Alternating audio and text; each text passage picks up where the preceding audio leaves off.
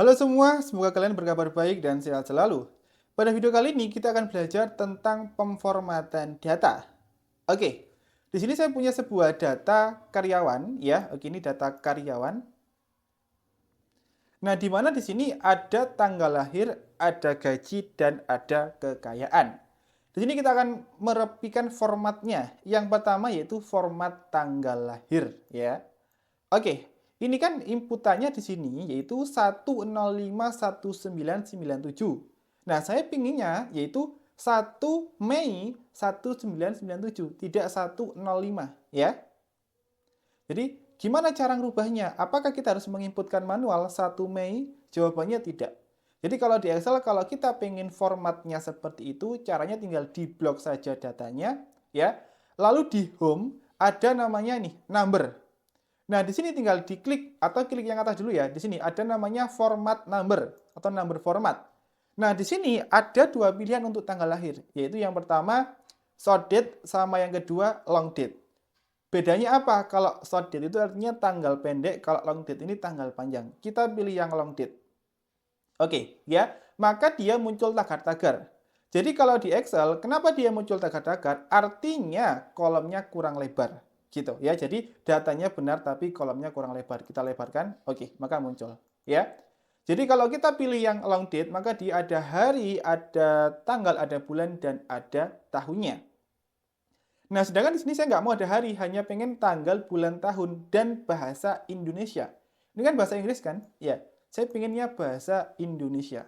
Nah, untuk settingnya gimana menjadi bahasa Indonesia gitu ya? Oke, nah caranya di sini, kita masuk ke sini, di date tadi, ya. Tadi kan kita pakai long date ya, di sini pakai long date ya. Nah, di sini kita pilih yang more number format. Nah, maka nanti muncul seperti ini, ya. Nah, di sini lokal ini lokasinya kita ganti menjadi Indonesia. Ini kan English Indonesia. Kita ganti menjadi Indonesia. Kita cari Indonesia. Nah, ini Indonesian, ya. Kita klik, nah tinggal dipilih mau model yang kayak mana. 14 Maret, oke, lalu pilih oke.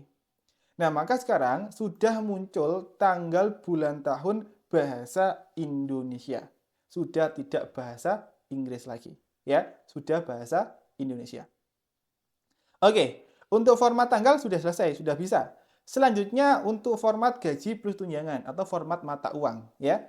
Jadi di sini rekan-rekan semuanya, kalau kita cek ini dibaca berapa sih?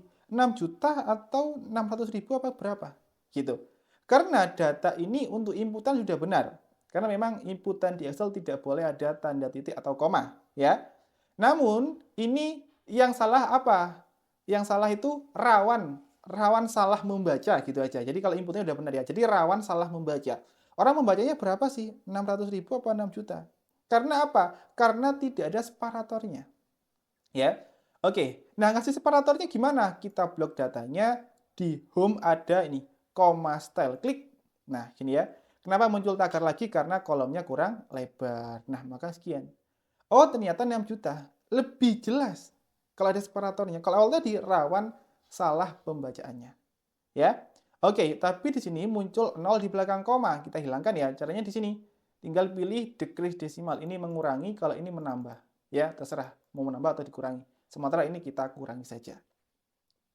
Oke, sekarang sudah ada separatornya. Sudah mudah dibaca. Ini belum selesai. Nah, biasanya untuk inputan mata uang ada RP-nya depannya, ya nggak? Oke. Apakah kita harus menginputkan RP manual di depan seperti ini? Jawabannya tidak. Cara ini salah. Ya. Kenapa salah? Nanti ketika kita jumlahkan datanya akan error karena ada angka dan teks yang jadi satu. Nah, caranya gimana biar ada RP-nya? Oke, caranya gini, di blok datanya. Di sini ada dua pilihan, ada currency, ada accounting. Bedanya apa? Gitu ya. Oke, kita pilih yang currency dulu. Nah, currency itu artinya apa? Yaitu antara RP dan mata uang dan nominalnya itu mepet. RP dan nominalnya mepet. Ini untuk currency. Ya. Nah, bedanya sama accounting apa? Kalau accounting antara RP dan nominalnya ada jaraknya. Loh, ada jaraknya. Gitu ya. Kalau yang currency tadi antara RP dan nominalnya dia mepet. Gitu. Bedanya hanya itu saja. Sama-sama ada RP-nya. Nanti tinggal dipilih mau pakai yang accounting, apa yang currency, tergantung dengan kebutuhan masing-masing. Oke, jadi untuk formatnya seperti ini. Lalu pertanyaannya, punya saya kok muncul dolar, tidak muncul Rp. Nah, settingnya gimana? Oke, settingnya di sini, di number, diklik saja. Nah, pilih yang accounting. Nah, ini simbol. Nanti dicari. Biasanya tuh sini masih terpilih yang dolar, ya. Nah, pilih yang Rp, gitu. Lalu pilih OK. Maka nanti akan muncul Rp. Ini buat yang masih muncul dolar, ya. Settingnya di situ. Nah, selanjutnya kita akan format untuk yang kekayaan. Nah, kekayaan di sini kita sepakati dalam bentuk tanah ya. Oke.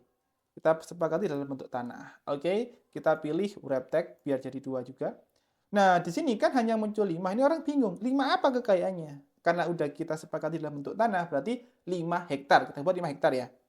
Nah, di sini tidak boleh dikasih keterangan manual. 5 hektar seperti ini. Ya.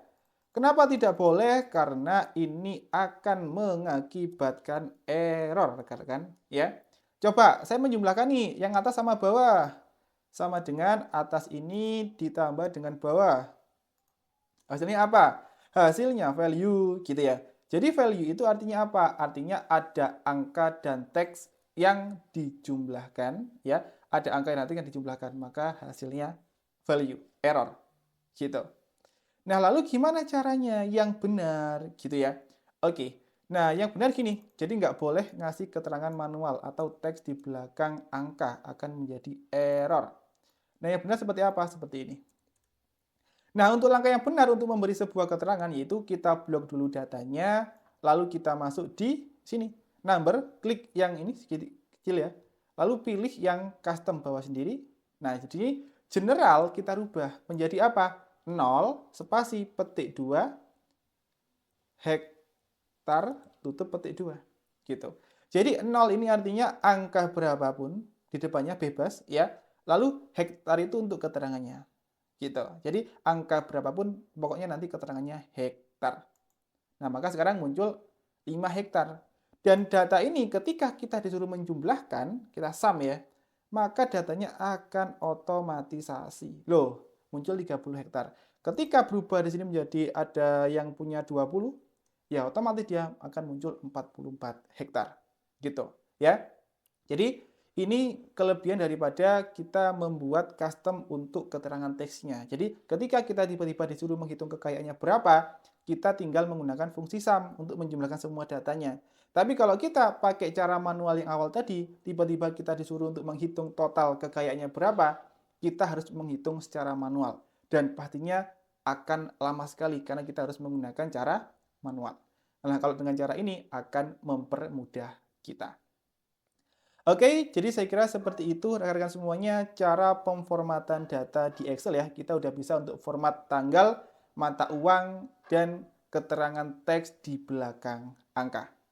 Oke, mungkin itu saja video kali ini. Sampai ketemu lagi di video selanjutnya.